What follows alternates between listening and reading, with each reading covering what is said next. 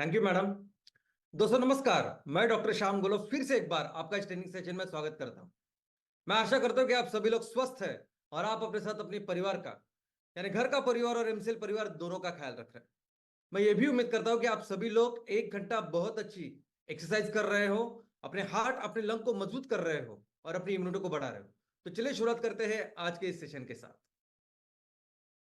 दोस्तों आज मेरे टॉपिक का भी नाम है सॉइल, मिट्टी। दोस्तों मिट्टी हमारे इस दुनिया की सबसे मूल्यवान ऐसी रिसोर्स है। ये वो रिसोर्स है कि एक बार हमने इसको खो दिया तो बाद में हम इसे प्राप्त नहीं कर सकते। ये मिट्टी वो रिसोर्स है, वो चीज है, वो घर है जिस घर में दुनिया के 87% से भी ज्यादा जीव जिस घर में रहते वो घर है ये मिट्टी। ये मिट्टी वो चीज है कि जिस मिट्टी के ऊपर हर एक जीव इस दुनिया में जो है वो इसके ऊपर ही निर्भर है। इसकी वजह से ही उसकी उत्पत्ति होती है। क्यों? तो दोस्तों हम सभी सभी तरह के जो जीव है, सभी जो सूक्ष्म जीव से लेके सभी प्राणी वनस्पति सब कुछ, हमारा जो सोर्स है एनर्जी का वो है सूरज। हम सभी सूरज के ऊपर डिपेंडेंट है, सूर्य के ऊपर डिपेंडेंट है। जो भी एनर्जी हमें लगती है, खाने की हो, इस्तेमाल करने की हो, हर तरह की एनर्जी जो हम इस्तेमाल करते हैं वो बेसिकली हम पाते हैं इस सूरज से, इस सूरज की रोशनी से। और इस सूरज की रोशनी प्रकाश संश्लेषण प्रक्रिया से हमें केमिकल फॉर्म में, केमिकल एनर्जी में तैयार करने का काम अगर कोई करता है तो वनस्पति करती है। ये वनस्पति है जिसकी वजह से ये सूरज की रोशनी, सूरज की ऊर्जा पूरी दुनिया को और हर एक जीव को मिलती है। बड़े छोटे सूक्ष्म जीव सबको मिलती है।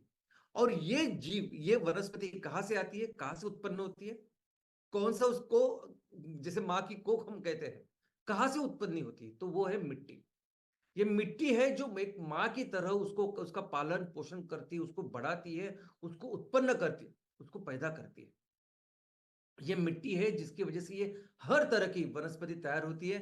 फिर ये वनस्पति ये सूरज की रोशनी, सूरज की ऊर्जा उसमें स्टोर करती है और उस पे एक तो सभी सभी तरह के एनिमल्स भी डिपेंडेंट है और सभी तरह के जीव भी डिपेंडेंट। तो बेसिकली ये जो मिट्टी है ये सभी तरह के जीवों के लिए, जीवों का सोर्स या उत्पत्ति का साधन है। और आज ऐसी परिस्थिति है कि ये जो मिट्टी जिसके ऊपर दुनिया के सभी जीव डिपेंडेंट है, वो मिट्टी बुरी तरह से हम खराब कर रहे हैं। बुरी तरह से, जिस स्पीड से अब ये काम चल रहा है, जैसा मैडम ने कहा कि पूरी दुनिया के साइंटिस्ट लोगों का ये कहना है कि दुनिया में हमारी इस पृथ्वी के ऊपर जितनी भी जमीन है, उस जमीन के ऊपर से 40% जो जमीन है, 40% की जो ऊपर की मिट्टी है वो निकल चुकी है। उसको बहुत बुरी तरह से हमने डिग्रेड किया है कि वो अभी उतनी पोषक नहीं है कि जो जो वो वनस्पति को वो सपा, वो सहारा, वो सपोर्ट दे, उनकी उत्पत्ति कर सके। और अगर ये ऐसे ही चलता रहा तो दोस्तों आने वाले दिनों में बहुत भयंकर संकट हमारे सामने हो सकता है। जिस स्पीड से हम लोग काम कर रहे हैं उस स्पीड से अगर ये चलेगा तो आगे के 30 साल के बाद एक बहुत भयानक खाने का संकट हमारे सभी दुनिया के सामने होने वाला है। आज हमारी लोक संख्या 800 करोड़ से ज्यादा है, देखते देखते वो 900 करोड़ के आगे चले जाने वाली है। और इन लोगों के लिए, यानी हम हमेशा, मनुष्य हमेशा खुद की बात करता है, लेकिन कई सारे सूक्ष्म जीव है, कई सारे कीटक है, कई सारे प्राणी वनस्पति सब कुछ है जो इस मिट्टी के ऊपर डिपेंडेंट है। हम उनकी तो बात ही नहीं करते। साइंटिस्ट ये कहते हैं कि अगर इस तरीके से चलता रहा तो और 30 साल के बाद इन लोगों के लिए, खाने के लिए भी, अनाज के लिए भी मिट्टी नहीं रहेगी। इतना बड़ा संकट हमारे सामने हो सकता है। तो दोस्तों बहुत जरूरी है इस मिट्टी को समझना, इस मिट्टी का संवर्धन करना। तो सबसे पहले समझते हैं कि हेल्दी, जो पोषक ऐसी मिट्टी होती है, यानी क्या होता है, कौन सी मिट्टी है जो पोषक होती है, जो सबसे अच्छे पौधों की निर्मित करती है और जिसकी वजह से ये दुनिया बहुत अच्छी तरह से चल सकती है। तो दोस्तों सबसे अच्छी मिट्टी वो होती है जिस मिट्टी में जान होती है। और जान का मतलब क्या? तो दोस्तों इस मिट्टी में लाखों करोड़ों ऐसे जीव होते हैं। जैसा मैंने कहा कि इस दुनिया में जितने भी जीव है, 87% जीव मिट्टी में होते हैं। दुनिया में कोई ऐसा इकोसिस्टम नहीं है, कोई ऐसी, इस कुदरत में जितने भी जीव है, कौन सी भी ऐसी संस्था नहीं है, कोई भी ऐसी चीज नहीं कि जहां इतने सारे जीव इकट्ठा छोटी सी जगह में रहते हैं। और वो क्या है? तो वो है मिट्टी। आपको अंदाजा नहीं होगा, लेकिन एक जो हेल्दी सॉइल है, जो अच्छी मिट्टी है, अगर उसको 1 टीस्पून, अगर आप 1 चम्मच भी उसकी मिट्टी उठाएंगे, तो उस मिट्टी में इतने सूक्ष्म जीव होते हैं जो हमारी दुनिया में जितनी भी आबादी है उससे भी ज्यादा। आज की तारीख में हमारी आबादी कितनी है? मनुष्य की आबादी 800 करोड़ से ज्यादा है। तो उस 1 चम्मच में 800 करोड़ से भी ज्यादा जीव होते हैं। और इतना घना, इतना स्ट्रांग, ऐसी नैसर्गिक व्यवस्था जिसमें इतने सारे जीव रहते हैं, वो सिर्फ मिट्टी है। तो हेल्दी मिट्टी, पोषक मिट्टी, सबसे अच्छी मिट्टी कौन सी है? तो उस जिस मिट्टी में बहुत सारे जीव है, जो जिंदा है। ऐसी मिट्टी जिसमें कई सारे अलग अलग तरह के मकोड़िया है, कई तरह अलग अलग तरह के कीटक है, कम से कम 15-20 अलग अलग स्पीसीज है इस कीटकों की। वो है अच्छी मिट्टी। वो मिट्टी अच्छी है कि जिसमें अलग अलग तरह के अर्थवर्म या केचुए है। वो मिट्टी जिसमें इस मिट्टी का मिट्टी जिनका घर है, ऐसे अलग अलग तरह के जीव, वनस्पति, प्राणी, वो सब जिसमें होते हैं, ये है अच्छी मिट्टी। और वो मिट्टी, क्योंकि ये सभी लोग, ये सभी जो सूक्ष्म जीव, ये सभी तरह के जीव है, ये मिट्टी को पोषक बनाने का काम करते हैं। मिट्टी की जो पोषकता आती है वो बेसिकली इनकी वजह से आती है। मिट्टी में जो भी जो पोषक तत्व, जीवन सत्व, मूल द्रव्य, अभी हमें भी जिंदा रहने के लिए जो जीवन सत्व लगते हैं, वो जो मूल द्रव्य लगते हैं, वो कहां से आते हैं, कहां से प्राप्त करते हैं? वो बेसिकली वनस्पति से। और वनस्पति को वो कहां से मिलते हैं? तो वो मिट्टी से। तो इन मिट्टी को वो सब देने का काम कौन करता है? तो वो सूक्ष्म जीव, जो जीव। और वो सिर्फ सूक्ष्म जीव नहीं, ये कछुओं से लेके सांप से लेके छोटे छोटे कीटक जो है, ये सभी अपना अपना काम करते हैं, अपना अपना कार्य करते हैं, इस मिट्टी को बेहतर पोषक बनाने का काम करते हैं। और यही यही मिट्टी जो सबसे अच्छा पोषकता इन वस्तुओं को, इन वनस्पति को दे सकती है, इसे ही हम कहेंगे हेल्दी सॉइल। दोस्तों, अभी ये अच्छी मिट्टी है, ये हम कैसे देख सकते हैं? तो इसके कुछ प्रॉपर्टीज होती है, फिजिकल, बायोलॉजिकल, केमिकल। अभी फिजिकल प्रॉपर्टी यानी कौन सी? तो फिजिकल प्रॉपर्टीज यानी वो चीजें, वो गुणधर्म जो हम देख सकते हैं, जो महसूस कर सकते हैं, जो हाथ से समझ सकते हैं। तो इस मिट्टी का कलर, इस मिट्टी की ट्रांसपेरेंसी, इस मिट्टी की डेंसिटी, इस मिट्टी का टेम्परेचर, ये सभी चीज उसमें होती है। पोरोसिटी। अभी इसमें क्या होता है कि ये मिट्टी बहुत कॉम्पैक्ट होने की जरूरत नहीं। अभी हमें समझा है कि इस मिट्टी में कई सारे जीव रहते हैं, तो उन जीवों की काम करने के लिए जरूरी है कि मिट्टी के जो 2 कण हैं उसमें हवा हो, उसमें बाकी की चीजें हो। तो इसीलिए वो मिट्टी, जिस मिट्टी का टेम्परेचर सही हो, जिस मिट्टी का पीएच सही हो, जिसका कलर सही हो, ये सभी दर्शाते हैं कि ये मिट्टी अच्छी मिट्टी है, हेल्दी मिट्टी। दूसरी है केमिकल प्रॉपर्टीज, केमिकल विशेषताएं। उसमें क्या क्या आता है? तो उसमें वो सब मूलद्रव्य है कि नहीं, जीवन सत्व है कि नहीं। अभी हमारी बॉडी बनती है कार्बन, नाइट्रोजन, फास्फोरस, इन सब चीजों से। वैसे ही उन चीजों की जरूरत होती है वनस्पति को। तो अगर मिट्टी में ये सब चीजें हैं, अगर इसमें कार्बन है, पोटेशियम है, फास्फोरस है, नाइट्रोजन है, तो इसका मतलब वो मिट्टी अच्छी है। तो ये और इसमें होता है पीएच। पीएच यानी एसिडिटी और अल्कलिनिटी, ये दिखाने का एक इंडिकेटर। तो ये पीएच भी सही होना चाहिए। और ये सेम वैसे ही काम करते जैसे हमारी बॉडी काम करती। हमारी बॉडी भी अगर कभी भी बिगड़ी, तो 2 ही इंडिकेटर होते हैं, एक उसका तापमान, टेम्परेचर, और दूसरा होता है पीएच। डॉक्टर कभी भी ये दोनों चीजें ही देखते हैं। वैसे ही हमारी मिट्टी, मिट्टी एक्चुअली एक लिविंग चीज है, जिसमें ये सब चीजें हम देखते हैं कि उसकी पीएच और बाकी की चीजें कैसी है। वैसे ही बायोलॉजिकल प्रॉपर्टीज। अभी बायोलॉजिकल प्रॉपर्टीज में क्या आएगा? जैविक विशेषता में क्या आएगा? तो जैविक चीजें। जैविक विशेषता में आएगा जीव। तो एक्चुअली आपके मिट्टी में कितने जीव है? और जीव कैसे 2 प्रकार के होते हैं, वनस्पति के जीव और प्राणी। तो वनस्पति में अलगे से लेके छोटे छोटे कई सारे ऐसे जीव है। यानी ये जो पत्तियां वगैरह सब गिर जाती है, वो पत्तियां भी मिट्टी के साथ मिलके अपना कार्बन, नाइट्रोजन उस मिट्टी को देते हैं। और इस पत्तियों को, इस पूरे बायोमास को ह्यूमस ऐसे कहते हैं। तो ये भी बहुत अच्छा इंडिकेटर है कि अगर जमीन में ह्यूमस ज्यादा है, कार्बन ज्यादा है, तो ये बहुत अच्छी चीज है। और कई सारे सूक्ष्म जीव वनस्पति के, यानी जैसे मैंने कहा कि अलगे, एक अलग अलग तरह के अलगे है जो जमीन में होते हैं, अलग अलग तरह की वनस्पति जमीन में होते हैं। वैसे ही प्राणी, यानी सिंपल कई सारे बैक्टीरिया, फंगाई, कई सारे सूक्ष्म जीव इसमें रहते हैं, कई सारे कीटक। ये जो कीटक है ये बहुत बड़ा, बहुत अच्छा काम इस जमीन के लिए करते हैं।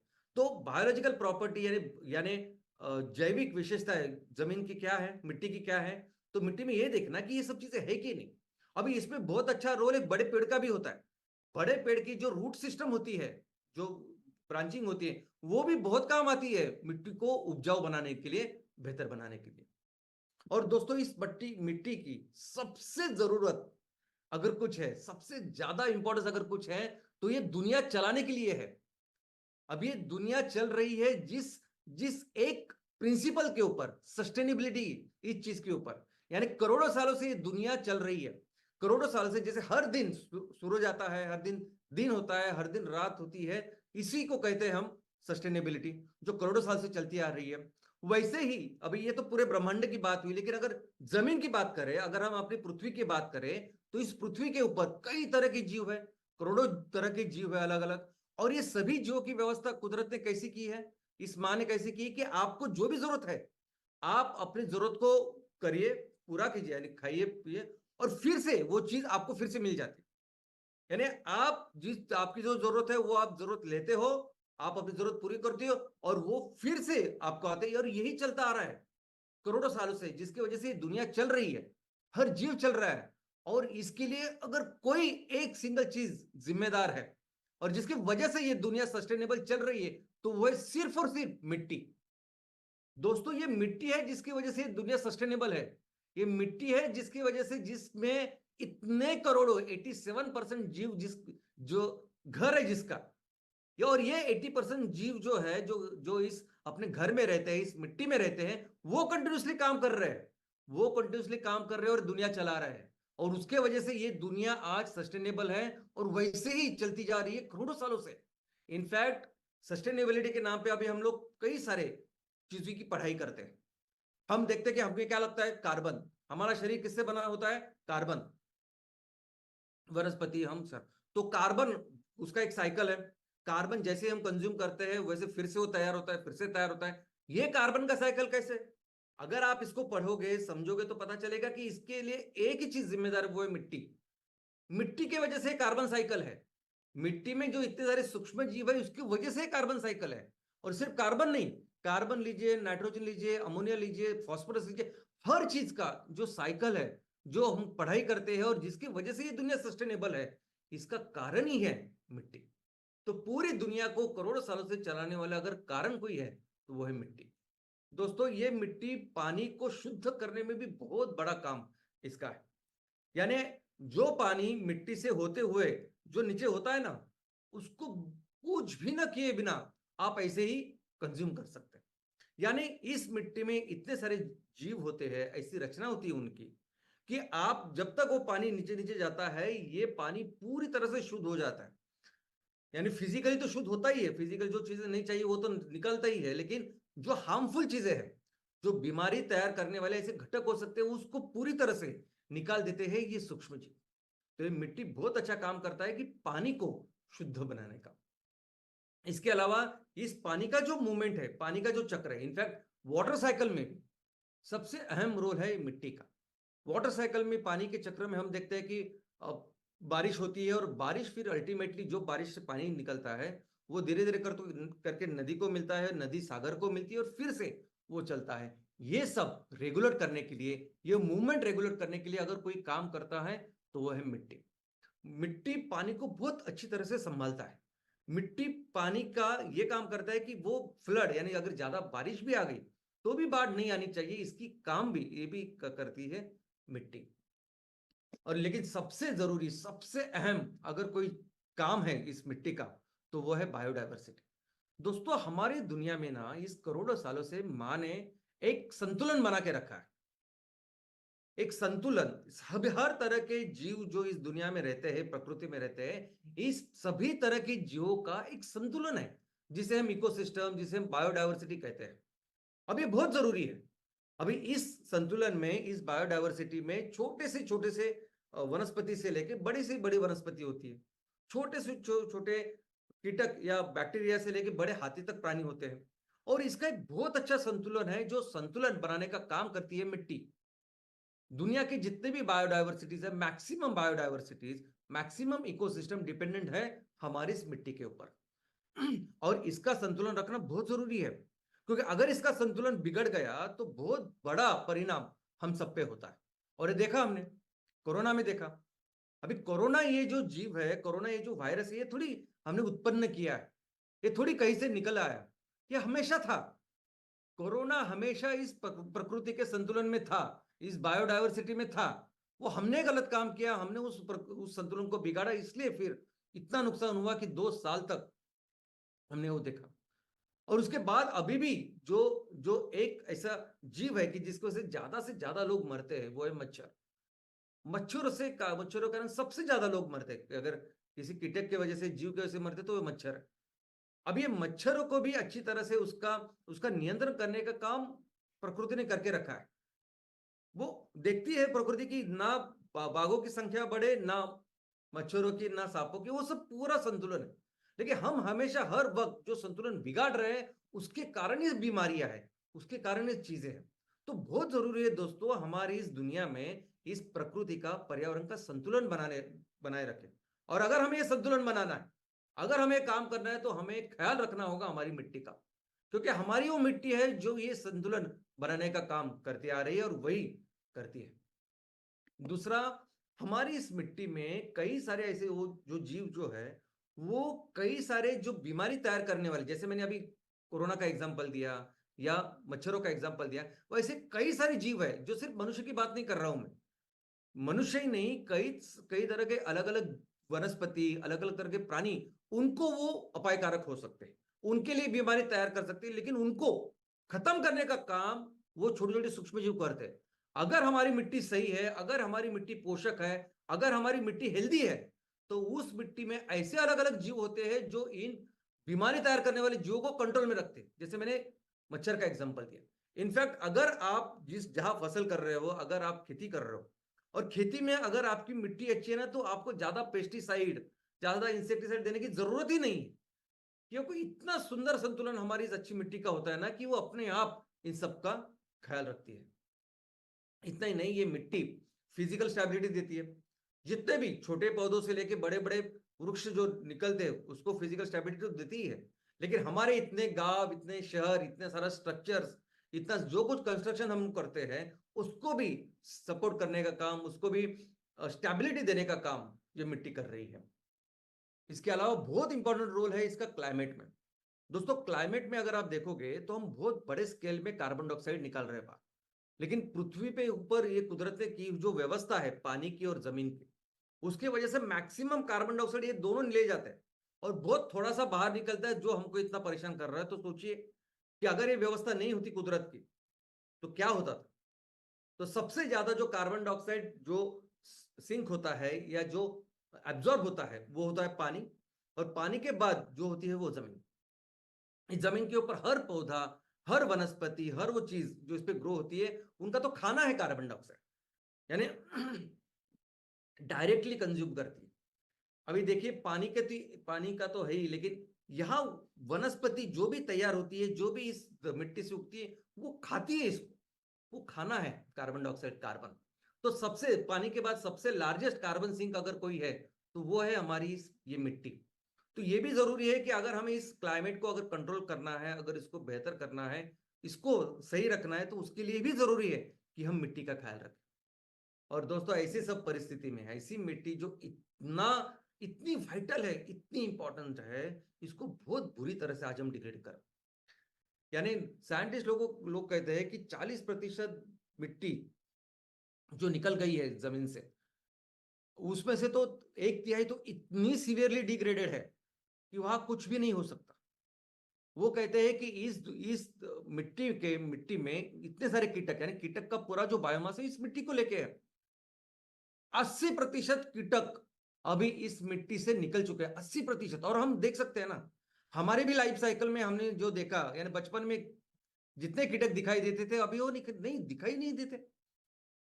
वो बोल रहे हैं, और वो उन्होंने ये भी कहा है कि जितने भी सूक्ष्म जीव है वो भी कम होते जा रहे हैं, और बहुत जल्दी इसको ठीक करना होगा। हमारे पास बहुत कम समय है। उन्होंने कहा है कि हमारे पास सिर्फ 15 से 25 साल है आगे के। अगर इसमें हमने आज से अगर हमने शुरुआत की तो अगले 15 से 25 साल में इसको बेहतर कर सकते हैं। लेकिन और 30 साल बाद हमने अगर किया तो उसको 2 साल से भी ज्यादा लग सकता है इसको बेहतर करने के लिए। और सॉइल डिग्रेडेशन का मतलब क्या है? तो वही मिट्टी को बेजान बनाना, खत्म करना मिट्टी को, मिट्टी के अंदर जो सूक्ष्म जीव उसको पूरी तरह से इस तरह से खत्म करना कि उसमें कुछ है ही नहीं। फिर वो पत्थर जैसे ही है, ना ही उसमें कुछ उग सकता है, ना उसमें कुछ पोषक तत्व हो सकते हैं। और दोस्तों ये कितनी डिग्रेड हो चुकी है इसका भी क्लासिफिकेशन वो हमेशा करते हैं। पहला कौन सा क्लासिफिकेशन, वर्गीकरण, कि मिट्टी में बायोलॉजिकल डिग्रेडेशन कितना है। इसका मतलब उस मिट्टी में जो जीव होने चाहिए वो कैसे कितने कम हो चुके हैं। तो उसमें ह्यूमस कितना कम है, कार्बन कितना कम है, ये एक तरीका है देखने का। दूसरा ये तरीका है देखने का कि उस मिट्टी में जो सूक्ष्मजीव होने चाहिए वो कितने कम है। तीसरा तरीका है कि उस मिट्टी में कितने कीटक होने चाहिए वो कितने कम है। अलग अलग चीजें, और ये सभी इंडिकेटर है। यानी अच्छी मिट्टी में, हेल्दी मिट्टी में सब कुछ होने चाहिए, और जब डिग्रेड हो जाते हैं तो ये सब देखते हैं। दूसरा है ऑफकोर्स केमिकल, कि उस मिट्टी में केमिकल्स कितने कम है, यानी उसमें कैल्शियम कितना कम है, उसमें नाइट्रोजन कितना कम है, फॉस्फोरस कितना कम है, पोटेशियम कितना कम है। और ये सभी चीजें चाहिए पौधों को। अगर अच्छी फसल, अच्छे पौधे चाहिए तो ये चाहिए हमें। और आज अगर आप देखोगे तो ये केमिकल्स की वजह से बहुत कम हो चुके हैं। तीसरा इकोलॉजिकल डिग्रेडेशन। अभी ये तो ऐसी चीज है कि देखो, हमें जिंदा रहने के लिए, जैसे हम जिंदा रहते तो हमें अच्छी हवा चाहिए जिसमें कार्बन, पर्याप्त ऑक्सीजन चाहिए, सनशाइन चाहिए, वैसी ही मिट्टी की जरूरत है। और स्पेशली मिट्टी के अंदर जो इतने जीव है उनकी जरूरत है। और जिस तरह से ग्लोबल वार्मिंग हो रही है, जिस तरह से ये क्लाइमेट चेंज हो रहा है, वो उसका डायरेक्ट असर इन जीवों पे हो रहा है। छोटे छोटे से सूक्ष्म जीव से लेके ये कीटक, अलग अलग तरह के जीव इसका भी शिकार हो रहे हैं, और उसकी वजह से भी हमारी मिट्टी अभी बेजान होती दिख रही है। फिजिकल डिग्रेडेशन, हाथों से मिट्टी को खराब करना, हाथों से कंस्ट्रक्शन करना, गलत गलत माइनिंग करना जो नहीं करना चाहिए। बाकी और जिस तरह से हम पौधे निकाल रहे हैं, हम पेड़ों को काट रहे हैं, और उस पेड़ों के वजह से जो बाढ़ आती है, जो पानी जो ज्यादा उत्पन्न होता है, वो अपने साथ सभी मिट्टी को अपने साथ लेके जाता है, और वो बहुत बड़ा फिजिकल डिग्रेडेशन। यानी इतनी सॉइल होनी चाहिए वो कैसे कम कम होती जा रही है, वो डायरेक्ट जो दिखाई दे रही है वो फिजिकल डिग्रेडेशन है। और क्यों हो रहा है ये? अभी मिट्टी का डिग्रेड होना या मिट्टी बनानी है एक्चुअली एक नेचुरल प्रोसेस है। पत्थर होते हैं, पत्थर नीचे जो है वो धीरे धीरे करके वो सूक्ष्म जीवों के कारण या बाकी के फिजिकल चीजों की वजह से उसकी विदरिंग होती है, उसकी छोटे छोटे छोटे छोटे दाने तैयार होते हैं, और उससे मिट्टी तैयार होती है। तो मिट्टी बनना एक एक नॉर्मल, एक नैसर्गिक प्रक्रिया है जो जो सैकड़ों सालों तक चलती है, और फिर मिट्टी तैयार होती है। लेकिन हम क्या कर रहे हैं कि इस चीज को बहुत ज्यादा हमने इसको स्पीड अप किया है, बहुत ज्यादा एक्सेलरेट किया है। और कुछ दिनों में, कुछ सालों में हम इसको बहुत, बीस मिट्टी को हटा रहे हैं। नॉर्मली कैसे होना चाहिए कि पुरानी मिट्टी धीरे धीरे करके जानी चाहिए, नई मिट्टी आनी चाहिए और बढ़नी चाहिए, लेकिन हम बहुत फास्टली इसको निकाल रहे हैं। और इसका सबसे प्रमुख कारण है, नंबर वन कारण, और वो पूरी दुनिया में है, वो है खेती। जिस तरीके से हम खेती कर रहे हैं, हम बिल्कुल ये ध्यान नहीं देते रखते हैं कि हम जिस तरह से खेती कर रहे हैं उसका हमारी इस मिट्टी के ऊपर क्या असर हो रहा है। चाहे वो अमेरिका हो, चाहे वो कोई एशियन कंट्री हो, बाकी सब लोग जिस तरह से खेती कर रहे हैं वो खेती करने का तरीका बहुत गलत है। यानी उस खेती की शुरुआत से लेके जो बीज हम लोग क्या डालते हैं, किस तरह से उसकी टेलिंग प्रैक्टिसेस करते हैं, और हर चीज जो होनी चाहिए वो एक्चुअली सस्टेनेबल एग्रीकल्चर के नाम से होनी चाहिए। सस्टेनेबल एग्रीकल्चर कैसे होगा? कैसे वो खेती हजारों सालों तक हमें जो चाहिए, जो फसल, जो खाना चाहिए वो देगी, तब देगी जब मिट्टी सस्टेनेबल होगी। तो ये चीज खेती हमेशा उस मिट्टी का ख्याल रखते हुए करनी चाहिए। आज जो खेती हो रही है वो एग्रेसिव कल्टीवेशन हो रही है। यानी उस 1 एकड़ में से, 1 हेक्टेयर में से कैसे ज्यादा से ज्यादा फसल आए, कैसे ज्यादा से ज्यादा मुझे पैसा मिले, बस इसके ऊपर ही ध्यान दिया जाता है, और उसका बहुत दुष्परिणाम मिट्टी के ऊपर हो रहा है। हमने इस चीज को बढ़ाने के लिए बहुत भारी मात्रा में हम केमिकल्स का इस्तेमाल करते हैं। केमिकल्स यानी बीज से लेके फर्टिलाइजर। अभी फर्टिलाइजर तो एक बहुत बड़ा नुकसान बन चुका है। फर्टिलाइजर जहर है। इस जहर की वजह से जो सूक्ष्म जीव जिसकी वजह से दुनिया है, ये सस्टेनेबिलिटी सब कुछ है, वो मार रही है। तो ये फर्टिलाइजर का जो मिसयूज कर रहे हैं ज्यादातर, ये गलत है। ओवर ग्रेजिंग, ये भेड़ बकरे को हम ऐसे खिलाते हैं कभी कभी, वो बहुत बड़ा नुकसान इस मिट्टी का करते हैं। डिफोरेस्टेशन, ये बड़े जो पेड़ है वो बहुत जरूरी है इस मिट्टी का ख्याल रखने के लिए। ये ना कि मिट्टी को स्टेबिलिटी देते हैं, लेकिन कई सारे इनडायरेक्ट डायरेक्ट चीजें हैं जिसकी वजह से मिट्टी बेहतर होती है। और कई देश में तो ऐसे है कि वो जंगल काट रहे हैं वहां खेती करने के लिए, बहुत गलत काम हो रहा है। सॉइल इरोजन, हम तो कई सारे ऐसी चीज कर सकते हैं कि जिसकी वजह से हम मिट्टी का ख्याल रखें, लेकिन हम अपोजिट करते हैं। यानी खेतों में अगर मिट्टी गीली है तो बिल्कुल उस ऐसे खेतों में बहुत जो हेवी ऐसे इक्विपमेंट्स है, मशीनरीज है, वो नहीं जानी चाहिए वो, क्योंकि उनको फिर वो व्हील को लग के कई सारी मिट्टी विस्थापित होती है, इरोजन होता है मिट्टी का। ये नहीं होनी चाहिए। कंस्ट्रक्शन भी जो हम कर रहे हैं वो नहीं होने चाहिए, लेकिन वो एक बहुत इंपॉर्टेंट कारण अभी बन चुके हैं। अर्बनाइजेशन, जिस तरह से अभी गांव से शहर बन रहे हैं, बड़े बड़े शहर और बड़े हो रहे हैं, उसका विस्तार हो रहा है, ये सभी भी इस तरीके से हो रहा है ना कि यहाँ हम अपनी मिट्टी के बारे में सोचते ही नहीं। कॉन्क्रीटीकरण, हर जगह हमें चाहिए कंक्रीट, हर जगह हमें चाहिए वो सीमेंट। हम जरा भी देखते नहीं कि उस मिट्टी की एक अपनी रचना है। पानी का जो पानी का ड्रेनेज है, या जैसे मच्छर का मैंने एग्जांपल दिया है, अपने अपने इकोसिस्टम है, इसको देखते ही नहीं हम। और जिस तरह से अर्बनाइजेशन हो रहा है उसका उसकी वजह से कई सारी चीजें आज हम देख रहे हैं, प्रॉब्लम्स हम देख रहे हैं। ड्रेनेज के प्रॉब्लम हो, फ्लड के प्रॉब्लम हो, मच्छरों का प्रॉब्लम हो, कई सारी बीमारियां फैलने का कारण यही ये कि हम मिट्टी को देखते ही नहीं, मिट्टी को समझते ही नहीं। और सबसे गलत काम, सबसे बड़ा पाप अगर हम लोग इस प्रकृति के प्रति अगर कुछ करते हैं तो वो है माइनिंग। ये जो भी माइनिंग हम करते हैं ये पूरी तरह से गलत है। स्पेशली जब हम अभी हमारे देश में इस कोयले को लेकर जो माइनिंग हो रही है वो पूरी तरह से बहुत भयंकर प्रॉब्लम है हमारी इस मिट्टी को लेकर। कुछ लोग, कुछ इंडस्ट्रीज तो ऐसे हैं जो इस मिट्टी को ओपनली खराब करते हैं। जैसे पॉल्यूशन हम पानी का करते हैं, वो इस मिट्टी का पॉल्यूशन करते हैं। जो भी हमारी इंडस्ट्री से निकलता हुआ जो जहरीला पानी हो या कोई वेस्ट हो, वो ओपनली मिट्टी में डाल देते हैं। कभी गड्ढा करते हैं, कभी ऐसा ही डालते हैं। और ऐसा डालने के बाद ऐसा जरूरी नहीं कि वो जहर सिर्फ उस वो जो जगह है, वो जो मिट्टी है वहां तक ही रहे। ये जहर धीरे धीरे करके बाकी की जो मिट्टी है, बाकी के बाकी जो सूक्ष्म जीव है, इसको भी खत्म करते हैं। और सबसे बड़ा प्रॉब्लम आज की तारीख में अगर कुछ है तो है कचरा। सबसे बड़ा दुश्मन जिसकी वजह से ये मिट्टी खराब हो रही है वो है कचरा। ये प्लास्टिक, ये सभी पेट्रोकेमिकल चीज है। क्योंकि अगर ऑर्गेनिक कचरा है तो वो अपने आप ये जो छोटे छोटे सूक्ष्म जीव है वो उसको डिग्रेड करेंगे। लेकिन ये ऑर्गेनिक भी नहीं, ये ऐसे कचरा है ना कि बहुत वो दूर तक जाता है और इस मिट्टी को खराब कर रहा है।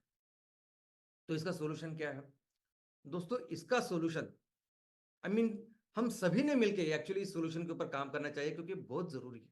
ये हमारी दुनिया के लिए, सस्टेनेबिलिटी के लिए, हर जीव के लिए जरूरी है। और सबसे इफेक्टिव, सबसे जरूरी चीज अगर कुछ है जिसके द्वारा हम इस मिट्टी का ख्याल रख सकते हैं, इसका संवर्धन कर सकते हैं, तो वह है कम्युनिटी। हम आप मिलके हमने इस मिट्टी की सुरक्षा करनी चाहिए, इसका ख्याल रखना चाहिए। अगर हम जिस गांव में रहते हैं, हम जिस शहर में रहते हैं, वहां देखनी चाहिए कि हमारी मिट्टी का हम उतना ही ख्याल रखें जितना ख्याल हम अपने बच्चों का रखते हैं, जितना ख्याल हम अपने माँ बाप का रखते हैं, जितना ख्याल हम अपने घर का रखते हैं। तो दोस्तों, ये जो मिट्टी है ये दुनिया के 87% जीवों का घर है। घर है डायरेक्ट, लेकिन अगर इनडायरेक्टली देखोगे तो हम सब इसके ऊपर डिपेंडेंट है। हमारा अनाज, हमारा खाना, हमारी हर तरह की ऊर्जा का कारण, का सोर्स है ये मिट्टी। तो सबसे जरूरी है कि हम मिलके एक संकल्प करें कि हम अपनी मिट्टी का ख्याल रखेंगे। और यही यही एक सोल्यूशन है, दूसरा कोई सोल्यूशन नहीं। इस मिट्टी को लेकर अगर हम कोई आंदोलन करते हैं कुछ दिनों तक, तो ये काफी नहीं है। सिर्फ आंदोलन करके, अवेयरनेस करके काफी नहीं। हमने एक्चुअली, जैसे हम हमेशा अपने घर का ख्याल रखते हैं ना, जैसे हमारे फैमिली मेंबर्स का ख्याल रखते हैं, वैसे ही होना चाहिए। कम्युनिटी करके मिलके हमने ख्याल रखना चाहिए। और यही है ना, यही संकल्पना है बेसिकली एमवीपी, एमयूपी, इनके पीछे। बिजनेस तो है ही, लेकिन विलेज प्रोजेक्ट, अर्बन प्रोजेक्ट यही है कि हर हफ्ते आप मिले, आप इसके ऊपर बात करें, समझे जरूर चीजें कितने जरूरी है, और काम करें। क्योंकि दूसरा तरीका ही नहीं है। कोई नहीं आएगा हमारे उस वहां हमारे घर के बाजू की जो या आंगन की मिट्टी को बेहतर करने के, हमें ही करना पड़ेगा। और ऑफ कोर्स रूल्स रेगुलेशन है, नियम है, कायदे कानून है। वैसे वैसे तो है ही, वैसे ऑन पेपर देखेंगे तो बहुत सारे कायदे कानून, हम एक पेड़ भी काट नहीं सकते, लेकिन उसकी अमलबजावनी भी वैसी होनी चाहिए। और सबसे इंपॉर्टेंट जो हमारे हाथ में है, जो हम कर सकते हैं, वो है एग्रीकल्चर। एग्रीकल्चर दोस्तों, ये जो खेती हम कर रहे हैं ना, वो रिस्पॉन्सिबली करनी चाहिए। खेती ऐसी करनी चाहिए कि जो सस्टेनेबल हो। सस्टेनेबल खेती में आएगी वो इंटरक्रॉपिंग, कि जैसे एक क्रॉप, जैसे आप जानते हैं रेगुलर क्रॉप, ये बहुत इंपॉर्टेंट है। क्रॉप रोटेशन, एक ही तरह की फसल बार बार हम लेते रहेंगे तो उसकी वजह से फिर वो जो उस फसल को चाहिए वो एक ही तरह के एलिमेंट लगते हैं और उसकी फिर कमी होती है जमीन में। तो फिर कुछ एक अंतकाल के बाद एक दूसरी फसल होनी चाहिए। और ये पूरी ये सभी प्रैक्टिसेस हमें पता है। हमें पता है, हमारे कृषि सहायक या कृषि अधिकारी जो है वो हमें बता सकते हैं, कई सारे लोग हमें बता सकते हैं। लेकिन सबसे जरूरी क्या है, जब किसान अपनी आज की फसल छोड़ दूसरी फसल लेके जाए तो उसकी मार्केटिंग की रिस्पॉन्सिबिलिटी, या वो बेचेगा कहाँ, ये उसको सपोर्ट चाहिए, कंपलसरी चाहिए। किसान भी तैयार करेगा, किसान भी रेडी है, किसान भी समझता है, किसान के लिए भी ये मिट्टी उसकी माँ जैसी ही है। लेकिन फिर इससे जो उगाएगा उसको लेने का या उसकी मार्केटिंग की जिम्मेदारी लेनी चाहिए, और वही काम एमसीएल कर रही है। दोस्तों, ओवर इरिगेशन, यानी कभी कभी ऐसा होता है ना कि हम लोग इतना, वो खेतों में एक बार पानी डाला तो हम देखते ही नहीं कब तक वो पानी जा रहा है, क्या कर रहा है। तो ये भी कहीं ना कहीं बंद होना चाहिए। ये जो ओवर इरिगेशन है वो खत्म होनी चाहिए। राइट फर्टिलाइजर राइट अमाउंट पे। दोस्तों, वो जो जीव है, देखो हमें मिट्टी का ख्याल रखना है, नहीं किसका ख्याल रखना है, तो वो जो असंख्य जीव है उनका ख्याल रखना है।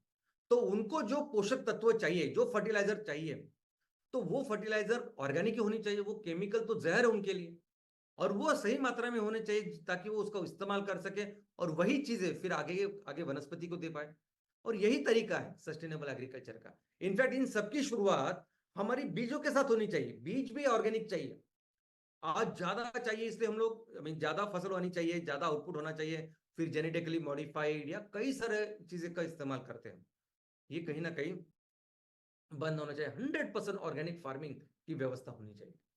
यानी अगर आप पेस्टिसाइड का इस्तेमाल कर रहे हैं, इंसेक्टिसाइड का इस्तेमाल कर रहे हैं, फर्टिलाइजर का इस्तेमाल कर, हर कोई चीज जो हम खेतों के लिए खेतों में कर रहे हैं, हमने ये देखना चाहिए कि वो ऑर्गेनिक है और सस्टेनेबल है।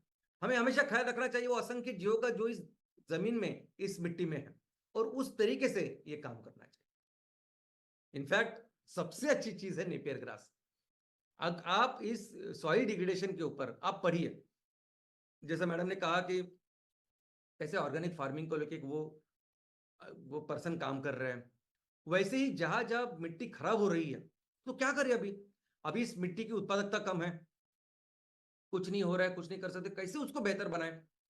तो पूरी दुनिया में जितने भी साइंटिस्ट के ऊपर काम करते हैं ना, तो उनका सोल्यूशन है ग्रास। ग्रास और लेग्यूम्स, द्विदल वनस्पति। अभी ग्रास ग्रास इसलिए है कि उसकी जो जड़ें होती है वो बहुत, उसकी जो एक फाइब्रस ऐसी होती है, वो जमीन को पकड़ के रखती है। ग्रास में पूरी दुनिया में सॉइल डिग्रेडेशन के ऊपर जो भी काम हो रहा है, जिसके ऊपर काम किया है, अमेरिका से लेके अफ्रीका से लेके एशिया के अलग अलग देशों में, सभी लोगों ने जो काम किया वो सिर्फ और सिर्फ नेपियर ग्रास के ऊपर। दोस्तों, इस ग्रास कैटेगरी में सबसे अच्छा है नेपियर। ऐसी जमीन जहां पोषक तत्व एकदम कम हो चुके हैं, डिग्रेड हो चुकी है, तो क्या कर सकते हैं, कौन सी वो वनस्पति आ सकती है जो कम से कम पोषक तत्वों में आ सकती है, कम से कम पानी पे हो सकती है, तो वो है नेपियर। और ये ऑनलाइन है। ऑनलाइन अगर आप देखोगे तो भी आपको पता चलेगा इस नेपियर के ऊपर कैसे नेपियर ने जमीन को बेहतर बनाया है। ऐसे कई सारे रिपोर्ट्स आपको मिलेंगे, कई सारे ऐसी केस स्टडीज आपको मिलेगी कि किस तरह से इसके ऊपर काम हो रहा है, और ये बहुत जरूरी है। दूसरा है टेरेस फार्मिंग, यानी जहां जहां स्लोप है, जहां जहां हमें पता है कि हवा से या पानी से या किसी भी चीज से वो मिट्टी नीचे आने वाली है, इरोजन उसका होने वाला है, तो वहां हमने एक तो फार्मिंग करनी चाहिए, पेड़ लगाने चाहिए, और उस मिट्टी को रोकना चाहिए, उसको मिट्टी को सपोर्ट देना चाहिए। और ये पेड़ है, फिर पेड़ बाकी सब चीजों का ख्याल रखते हैं। और सबसे इंपॉर्टेंट ट्री, दोस्तों छोटे छोटे पेड़ तो है, लेकिन सबसे जरूरी है बड़े वृक्ष। ये जो बड़े पेड़ होते हैं ना, बहुत काम के होते हैं। ये जो बड़े पेड़ है, ये बड़े पेड़ के जो विशाल नीचे जो सिस्टम होती है, रूट सिस्टम, ये बहुत काम की होती है। ये पानी से लेके जमीन मिट्टी की पोषकता से लेके उन जीवों से लेके कई सारी चीजें हैं जो प्रदान करती है। हम हमेशा इकोनॉमिक चीजें देखते हैं, लेकिन कई सारी चीजें, जब हम डिटेल में जाएंगे तो आपको पता चलेगा। और ऑफ कोर्स रिस्पॉन्सिबल अर्बनाइजेशन। दोस्तों, जहां भी हम लोग अभी अपने शहरों को बड़ा कर रहे हैं, गांव से शहरों की तरफ जा रहे हैं, बड़ा कर रहे हैं, हम हमेशा कंपलसरी सोचना चाहिए ना उस मिट्टी का, कि किस तरह से हम काम कर रहे हैं। हर जगह क्या जरूरत है सीमेंट की, क्या जरूरत है, उस सभी चीजों को अपने तरीके से हम उसको बदल देते हैं। कोई भी कंटूर हो, कोई भी पानी का प्रवाह हो, कुछ भी अपने अपने तरीके से हम करते हैं। जरा भी सोचते नहीं कि नेचर ने, प्रकृति ने इतने सालों के बाद क्या व्यवस्था की है, उस व्यवस्था को समझना और उस तरीके से अपने आप को बढ़ाना, शहरों को बढ़ाना, कितनी इंपॉर्टेंट चीजें हैं। अभी जैसे पुणे का एग्जाम्पल दिया था मैडम ने, कितनी गलत हो रहा है। वैसे पुणे नहीं, कई सारे शहरों में अभी ये चीज है कि हम जो भी अर्बनाइजेशन कर रहे हैं, बिल्कुल उसकी रिस्पॉन्सिबिलिटी, इस मिट्टी की रिस्पॉन्सिबिलिटी नहीं ले रहे, जो लेनी चाहिए। और रिस्पॉन्सिबली हमने काम करना चाहिए कि मिट्टी का हम ख्याल रखें। मिट्टी के अंदर जो पानी का मूवमेंट है, जो बेसिकली उसकी जो बायोडाइवर्सिटी और इकोसिस्टम है, वो कैसी रहेगी, उसका ख्याल रखना चाहिए। और दोस्तों, भले ही ये प्रॉब्लम है, संकट है, और बहुत आने वाला बड़ा संकट है जिसके ऊपर पूरी दुनिया काम कर रही है, लेकिन इस संकट के साथ हमारे लिए, पूरे एमसीएल फैमिली के लिए एक बहुत बड़ा अवसर भी है। क्या अवसर है? तो दोस्तों, ये मिट्टी जो अभी डिग्रेड हो चुकी है, जिसमें कोई भी पोषक तत्व नहीं है, इसको दवाई चाहिए। इसको चाहिए ऐसा कुछ फर्टिलाइजर, ऐसी कुछ दवाई की जो दवाई इस इस जमीन में वो पोषक तत्व फिर से प्रदान करें, और सस्टेनेबल वे में करें, ऑर्गेनिक वे में करें। और ये काम करेगा हमारा सबका एमसीएल सॉइल कंडीशनर। दोस्तों, हमारे जितने भी एमसीएनजी के प्लांट है ना, नंबर वन प्रोडक्ट अगर कोई होने वाला है तो वो मिथेन नहीं है, उससे बहुत बेहतर होने वाला है हमारा फर्टिलाइजर। और ये फर्टिलाइजर नहीं है सिर्फ, ये खाद नहीं है, ये सॉइल कंडीशनर। हम पूरी दुनिया में इसको एमसीएल सॉइल कंडीशनर के नाम से ही बेचेंगे, क्योंकि ये बनता है नेपियर ग्रास से। वो नेपियर ग्रास जो इतना सकस, इतना पोषक है कि इसको घास करके हम अपने जानवरों को खिलाते हैं। और पूरी दुनिया जानती है नेपियर ग्रास के बारे में कितनी अच्छी है। और वो नेपियर ग्रास से अगर हम इतना शुद्ध, इतना अच्छा, अगर ये फर्टिलाइजर बना रहा है, ये सॉइल कंडीशनर करके काम करेगा, ये दवाई का काम करेगा। ये जब डिग्रेडेड सॉइल में 3, 5, 7 साल जब आप इसका इस्तेमाल करोगे, तो बहुत बेहतर फर्टिलिटी तैयार करेगा जमीन में।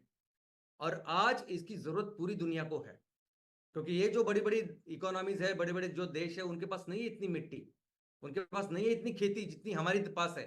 उनके पास नहीं है इतनी खेती जिसकी वजह से वो इतना नेपियर घास उगा सकते हैं और इतना फर्टिलाइजर तैयार कर सकते हैं। तो आने वाले दिनों में एक बहुत बड़ा अवसर है, एक बहुत बड़ी अपॉर्चुनिटी, एक बहुत बड़ा सेक्टर है। अगर आप बिजनेस सेक्टर के हिसाब से अगर आप देखोगे, तो फर्टिलाइजर का एक बहुत बड़ा सेक्टर है। अगर इस फर्टिलाइजर इंडस्ट्री में भारत सबसे बड़ा प्रोड्यूसर, सबसे बड़ा एक्सपोर्टर बनता है, तो भारत की इकोनॉमी बहुत ज्यादा हो सकती है, और ये होने वाली है। डे वन से हम जो जिसके ऊपर काम कर रहे हैं, जिस प्रोडक्ट के ऊपर काम कर रहे हैं, वो है एमसीएल सॉइल कंडीशनर। क्योंकि हमें पता है इसकी अहमियत क्या होने वाली है। आने वाले दिनों में हमारे सभी एमसीएल उद्योजक और सभी हमारे फार्मर्स, किसानों को एक बहुत अच्छी इनकम इससे मिलने वाली। ये वो प्रोडक्ट है जो हमारे देश की इकोनॉमी को बहुत बेहतर बनाने वाला है। यानी हमारे जो प्रोजेक्ट्स है वो तो बेहतर चलेंगे, लेकिन पूरे मिलके हम अपने देश की इकोनॉमी बेहतर बनाएंगे, और फिर से हमारे देश को दुनिया की सबसे बड़ी इकोनॉमी बनाएंगे। जय हिंद, जय हिंद।